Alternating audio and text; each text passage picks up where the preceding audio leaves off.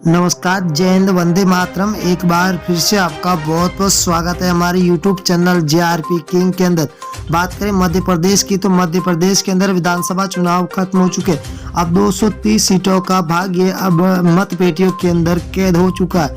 अब 3 दिसंबर को सभी पेटियों की मतगणना होगी। तो अब मध्य प्रदेश के अंदर 230 विधानसभा सीटों पर किसके भाग्य में लिखी है सरकार, तो बने रहिए हमारे साथ और वीडियो को अंत तक जरूर देखना। राजस्थान के अंदर ऐसा कहा जा रहा है कि अब की बात सत्ता परिवर्तन के लिए आ सकती है, परंतु आपको बता दें कि सी वोटर सर्वे, एबीपी न्यूज सर्वे और फलोदी सट्टा बाजार ने मध्य प्रदेश का सबसे बड़ा ओपिनियन पोल सर्वे जारी कर दिया।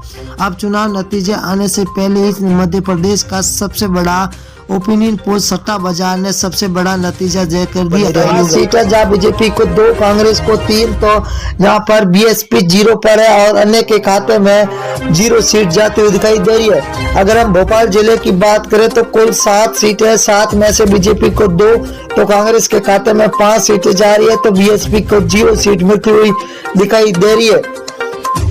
धार जिला की बात करें तो धार जिले के अंदर कुल 7 सीटें, 7 में से बीजेपी को 4, कांग्रेस को 3 और बीएसपी को यहाँ पर 0 सीट मिलती हुई दिखाई दे रही है। सतानाथ जिले की बात करें तो कुल 7 सीटें, 7 में से बीजेपी को 3, कांग्रेस को 4 सीट और बीएसपी को 0 सीट मिलती हुई दिखाई दे रही है। अगर हम सीधी जिला की बात करें तो कुल 4 सीटें, 4 में से बीजेपी को 1 सीट मिल रही है, वही कांग्रेस के खाते में 3 सीटें जा रही है, तो बीएसपी को यहाँ पर 0 सीट मिलती हुई दिखाई दे रही है। अगला जिला है सिवनी जिला, जहाँ पर कुल 4 सीटें, बीजेपी को 2, कांग्रेस के खाते में 2, तो यहाँ पर बीएसपी को 0 सीट मिलती हुई दिखाई दे रही है।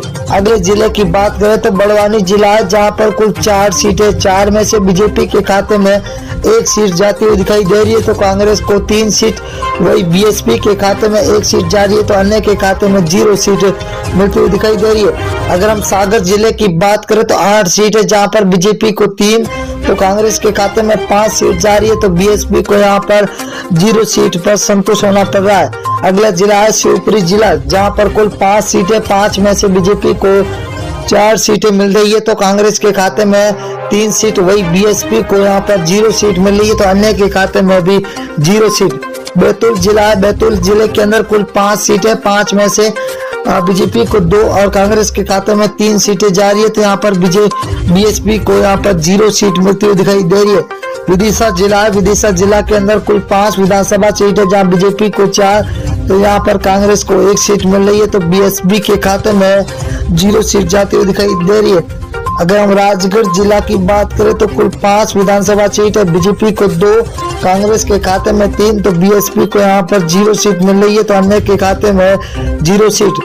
अगर हम ग्वालियर जिला की बात करें तो यहाँ पर कुल 6 विधानसभा, जहाँ बीजेपी को 2, तो कांग्रेस के खाते में 0 सीट जा रही है, तो यहाँ पर बीएसपी का खाता खुलता हुआ 1 सीट मिलती हुई दिखाई दे रही है।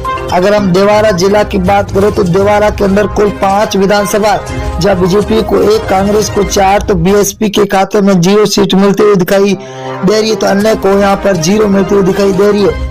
उज्जैन जिला है, उज्जैन के अंदर कुल विधानसभा 7 सीटें, जहाँ बीजेपी को 5, कांग्रेस को 2, तो बीएसपी के खाते में 0, तो अन्य के खाते में भी 0 सीट जाती हुई दिखाई दे रही है। अगर हम जबलपुर जिले की बात करें तो 8 विधानसभा सीट है, जहाँ बीजेपी को 3, कांग्रेस को 5, तो बीएसपी के खाते में 0 सीट मिल रही है, तो अन्य को भी यहाँ पर 0 सीट मिल रही है। अगर हम कटनी जिला की बात करें तो कटनी जिले के अंदर 4 विधानसभा, यहाँ पर बीजेपी और कांग्रेस को 2-2 सीटें मिलती हुई दिखाई दे रही है, तो बीएसपी और अन्य के खाते में 0 सीट मिलती हुई दिखाई दे रही है। इंदौर जिला की बात करें तो इंदौर जिले के अंदर कुल 9 विधानसभा, जहाँ बीजेपी को 3, कांग्रेस को 6, तो बीएसपी के खाते में 0 सीट जाती हुई दिखाई दे रही है। अगले जिले की रुख करें तो छिंदवाड़ा जिला है, जहाँ पर कुल विधानसभा 7 सीट है, जहाँ बीजेपी को 1, कांग्रेस के खाते में 6, तो बीएसपी को 0 सीट मिल रही है, तो अन्य के खाते में 0 सीट जाती हुई दिखाई दे रही है।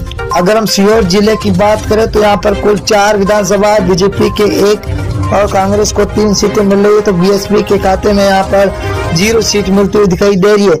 अगला जिला है बालाघाट जिला, जहाँ पर कुल 6 विधानसभा है, जहाँ बीजेपी को 2, कांग्रेस के खाते में 4 सीटें जा रही है, तो बीएसपी को यहाँ पर 0 सीट मिलती हुई दिखाई दे रही है। अगला जिला है मुरैया, मुरैया जिला के अंदर कुल 6 विधानसभा है, 6 में से बीजेपी के खाते में 2 जा रही है, तो वही कांग्रेस के खाते में 4 सीटें जा रही है। तो बीएसपी को तगड़ा झटका लगता हुआ दिखाई दे रहा है। अगर हम बात करें अगले जिले की और दोस्तों, तो बहुत ही बड़ा जिला आ चुका है, सततपुर है। सततपुर के अंदर 6 विधानसभा है, बीजेपी को 2, कांग्रेस को 4, तो बीएसपी को 0 सीट। रायसेन जिला है जहां पर कुल 4 विधानसभा है, बीजेपी को 1, कांग्रेस को 3, तो बीएसपी यहाँ पर 1 पर है। तो